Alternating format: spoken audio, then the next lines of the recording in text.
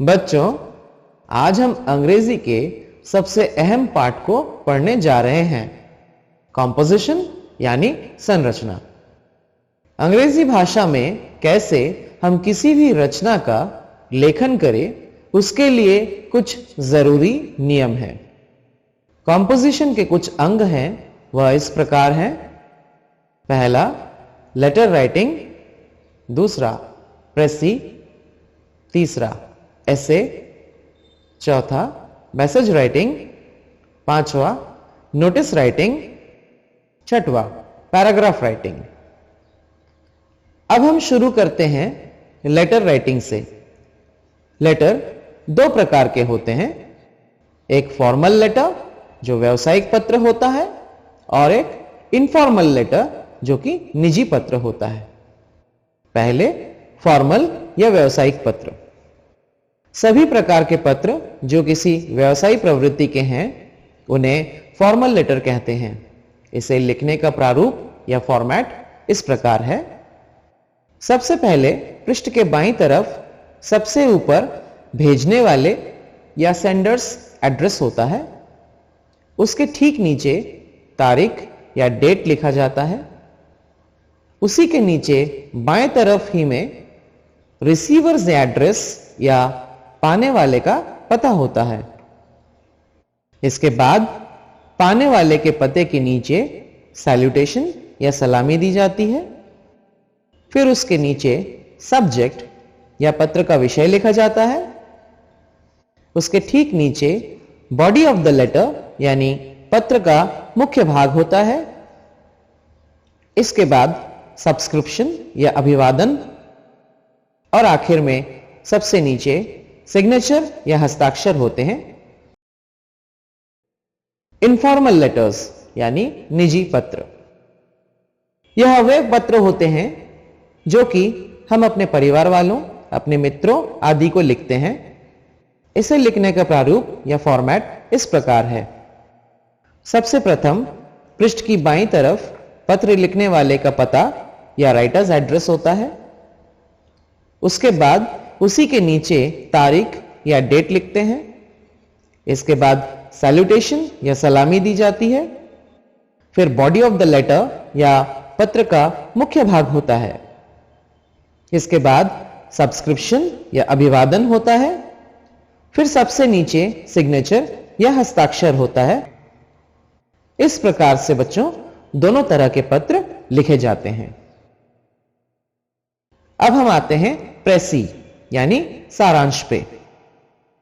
जब भी हमें कोई लेख दिया जाता है एवं उसके सारांश या प्रेसी लिखने को कहा जाता है, तो बच्चे सबसे ज्यादा एक कॉमन गलती करते हैं कि वे गद्यांश या पैराग्राफ के ही लाइन को उतार देते हैं, परंतु यह गलत है।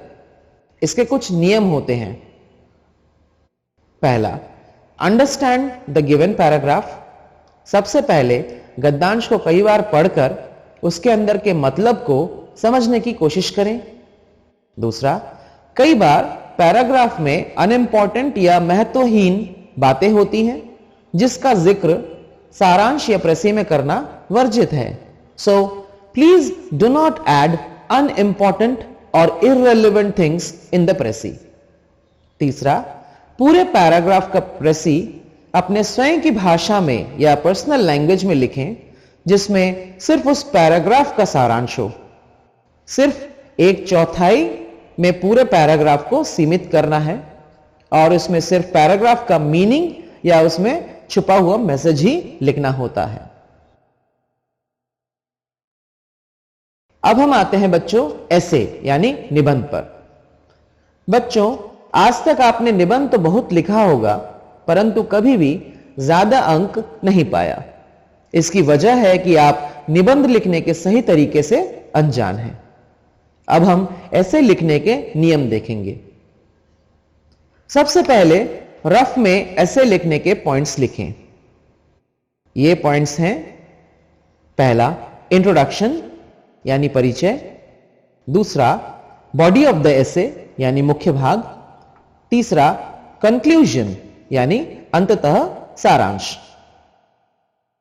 किसी भी टॉपिक में ऐसे लिखने से पहले उससे संबंधित आउटलाइन या प्रारूप लिखें।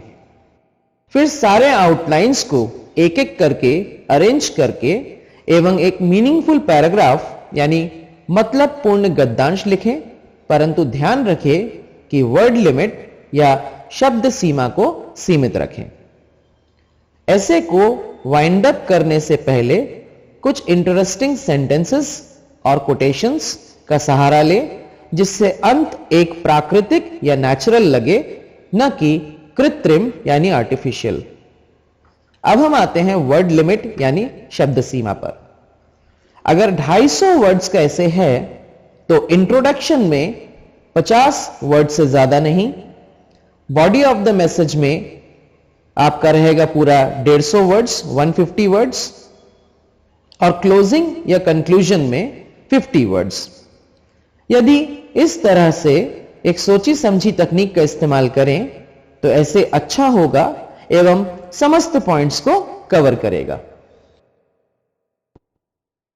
बच्चों, अब हम मैसेज राइटिंग या संदेश लेखन को देखेंगे। Whenever we receive any information about someone and that person is not present there, then we take message and write it in a different way।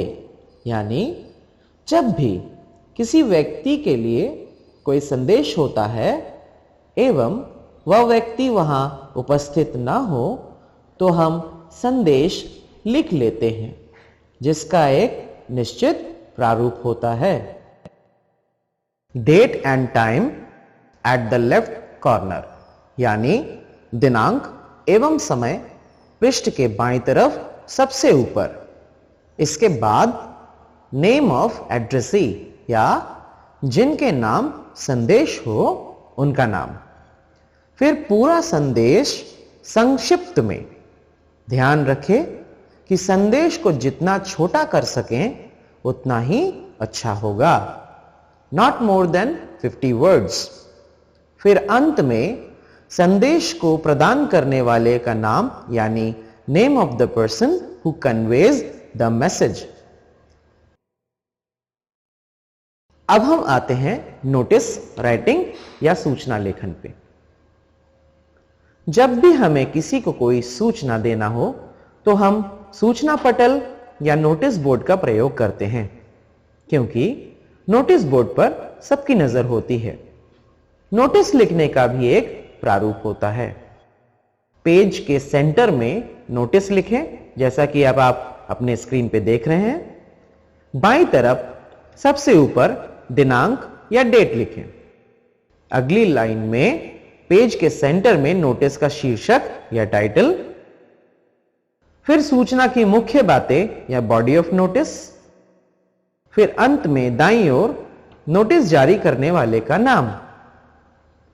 General heading notice के नीचे एक छोटा एवं करारा सब हेडिंग लिखने से सबका ध्यान आकर्षित होता है। बच्चों, अब हम आते हैं पैराग्राफ राइटिंग यानी गद्यांश लेखन पर। इस पैराग्राफ या लेख का लेंथ 50 से 100 शब्द का होना चाहिए। इसका विशेष ध्यान रखें, never exceed the word limit. इसके लिए कुछ पॉइंट्स का ध्यान रखें।